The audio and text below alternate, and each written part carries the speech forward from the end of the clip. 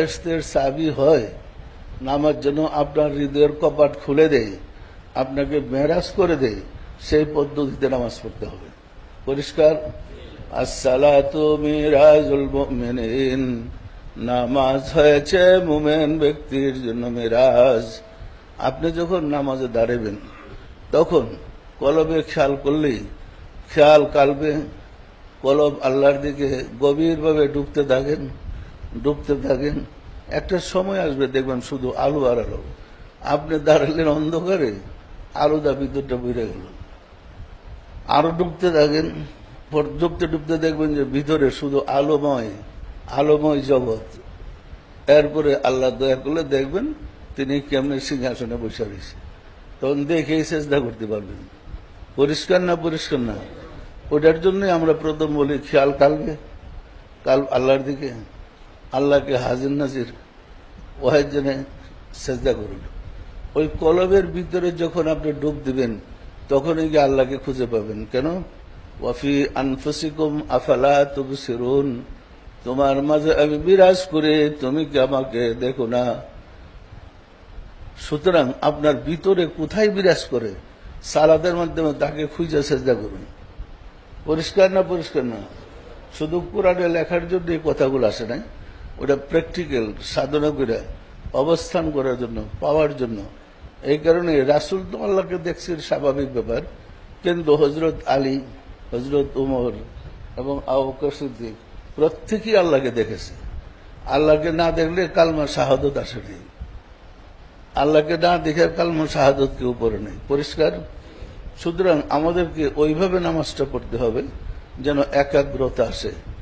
আমরা অনেক সময় যখন একাগ্রতা বিহনে নামাজকে আমরা কি জানে বলে, নামাজকে আমরা পাত্তা দিই না একতা ছাড়া।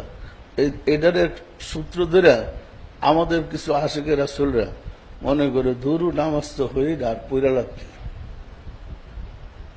বলে। কিন্তু নামাজ হয় না তো নামাজ পড়ে লাভ কি? নামাজ আপনাকে পড়তে হবে। নামাজ আল্লাহর হুকুম, এটা ফরজ। নামাজ আপনাকে পড়তে হবে। নামাজ মাফ নাই, নামাজ কায়জা করা যাবে না, নামাজ ঠিক মতো আদায় করতে হবে।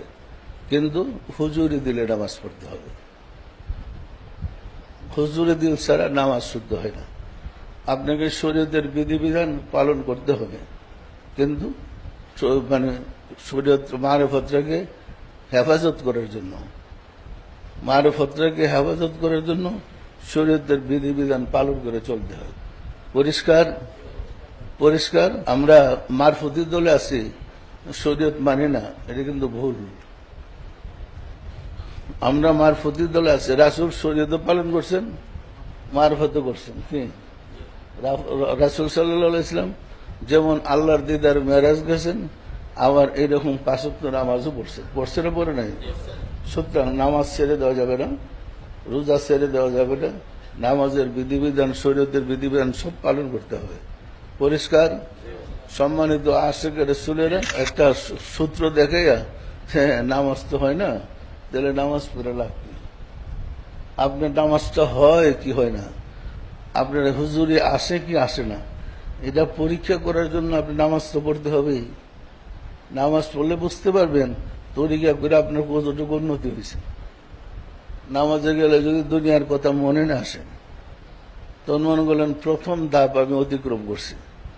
নামাজে গেলে যদি শুধু নূর আর আলো দেখেন, মনে করলেন দ্বিতীয় ধাপ অতিক্রম করছে।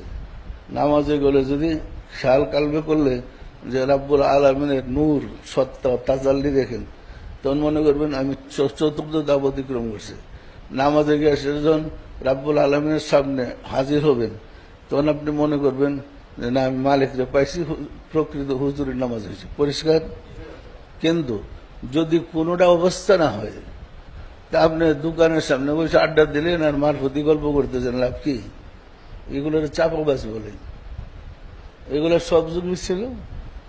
আমিও দেখছি আমার মুর্শিদের দরবারে একদল মারফতি কথা বলতো, চাপাবাজ ছিল, একটার ইমান নাই। এই চাপাবাজি করে মানুষ ইমানদার হইতে পারে না। ইমানদার